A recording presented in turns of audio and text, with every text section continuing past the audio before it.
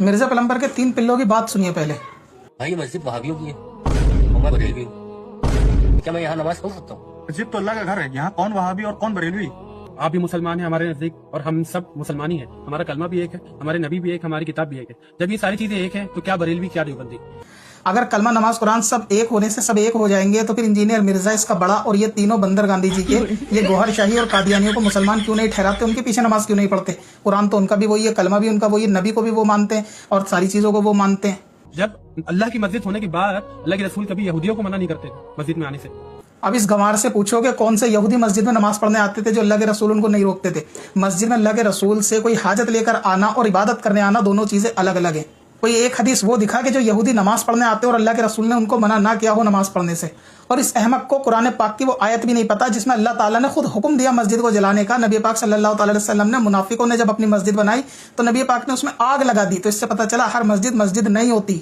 अल्लाह के रसूल ने तो मिंबर पे खड़े होकर इसके उस्ताद मिर्जा के बड़ों को मस्जिद से बाहर निकाला था, जो आज तक दर बदर भटक रहे हैं और ये कहते हैं कि अल्लाह के रसूल ने कभी मस्जिद से बाहर नहीं भगाया। यानी इसने हदीस भी सिर्फ अपने मतलब की पड़ी हुई है। वो मस्जिद इसको आग लगवा दिया गया, वो जुमे का दिन जिसके अंदर मुनाफिकों को भगा दिया गया, वो इसको अंधे को नजर नहीं आती।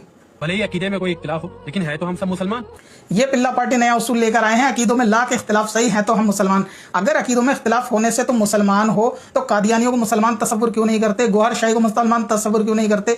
वो फिरका जो अहले कुरान है कोई हदीस नहीं मानता उनको मुसलमान तस्वुर क्यों नहीं करते?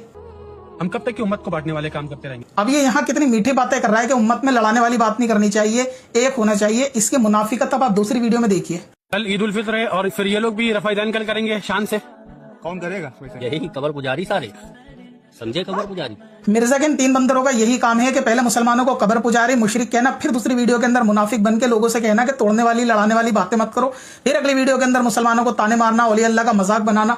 इन बदबख्तों का बस यही काम है। एक तरफ इनका चेहरा मुनाफिकों वाला है, दिन में कुछ और रात में कुछ। यानी इसके साथ मिलते हैं तो कहते हैं हम तुम्हारे साथ है, शैतान के साथ मिलते हैं तो कहते हैं शैतान के साथ है। अभी ये कह रहा था कि उम्मत में मुसलमान परेशान है, लड़ाने वाली बातें नहीं करनी चाहिए। अब ये कह रहा है कि कब्र पुजारी रफ़ैदैन करेंगे और इस तरीके से मुसलमानों को उकसाने वाली, भड़काने वाली और लोगों को टोन करने वाली बंदा बातें कर रहा है। इसे कहते हैं मुनाफिक, दिन में कुछ और रात में कुछ। अल्हम्दुलिल्लाह अहले सुन्नत का बरेलवी वो होता है जो तुम्हारे सीने पे चढ़ के भी वही बोलता है जो तन्हाई में बोलता है। तुम्हारी तरह मुनाफिकत नहीं करते। एक तरफ लोगों को एक होने का दर्ज दें ताकि लोगों की नजर में अच्छे बन जाएं, दूसरी तरफ वहाबियों की नजर में अच्छा बनने के लिए मुसलमानों को मुशरिक और कब्र पुजारी कहना। और ताज्जुब यह है कि बदबख्त मुशरिकों के पीछे भी नमाज पढ़ लेते हैं, जिनको कब्र पूजने वाला कहते हैं उनके पीछे नमाज भी पढ़ लेते हैं।